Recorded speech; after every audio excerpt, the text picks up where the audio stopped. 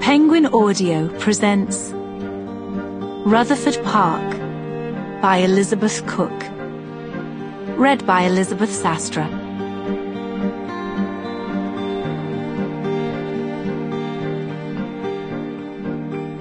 Chapter 1. Snow had fallen in the night, and now the great house, standing at the head of the valley, seemed like a 500-year-old ship sailing in a white ocean. Around it spread the parkland, the woods, terraces and gardens. Beyond it and high above was the massive slope of the woodlands and the moor. To the south and the east, the river described a wide loop. To the west, the 9-acre lake was a grey mirror fringed with ice. Although it was early, Rutherford was not asleep. It was never truly asleep, for everywhere in that white landscape there was hard labour to keep the estate functioning. Power and influence had raised Rutherford. Power and influence trailed in its wake. Just as the late Victorian additions to the house spread outwards from the Tudor hall, where the first brick had been laid in 1530, so Rutherford spread outwards from the house itself, radiating through the tenant farms, the villages, the long sweep of the valley down towards York, touching and altering everything in its path, commanding lives, changing landscapes. On the first floor now, above the terrace, a light was shining, and the heavy curtains of the largest room in the west wing were drawn back. It was barely 7, but Octavia Cavendish had been awake for some time.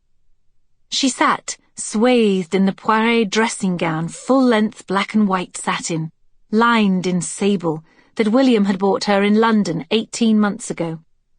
A fire glowed in the limestone-framed fireplace. Octavia's morning tea was laid to one side. Around her fussed Amelie, her maid, laying out the first changes of clothes of the day. 4 alternatives. The lavender, perhaps, for luncheon, or the morning dress of grey velvet, a tea gown for the afternoon, and the elaborate white tulle with green appliqué for the evening. Past the gowns, on the dressing table, Amelie had already spread out the jewels that had once belonged to Octavia's husband's mother. Heavyweight emeralds set in gold, and the opals, which she particularly loathed. In a room awash with silks and gauzes, Octavia looked and felt like some overblown rose wilting before the fire. The lavender, she decided eventually.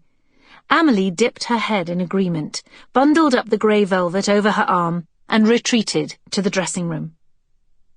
Octavia got up and looked out at the snow. It was more than an hour since she had first noticed the great beech tree lying on its side at the top of the drive, and she gazed at it now, watching the men gathering below the curved steps, monochrome silhouettes against the branches and the burned-out colour of last year's leaves. She had an overwhelming feeling that she might go outside. She might go and listen to their conversations. She might run in the snow as the children used to.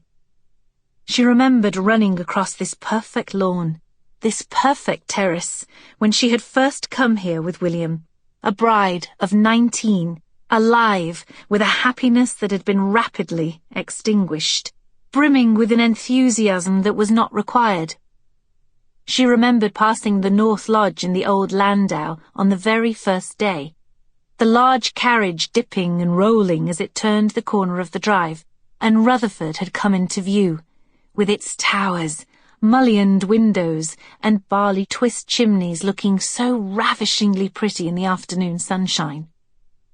Octavia unconsciously straightened her shoulders. Of course it was impossible to go outside. One would hardly be expected to, unless there were a shooting party or one was dressed to walk, as she sometimes did in the spring or summer.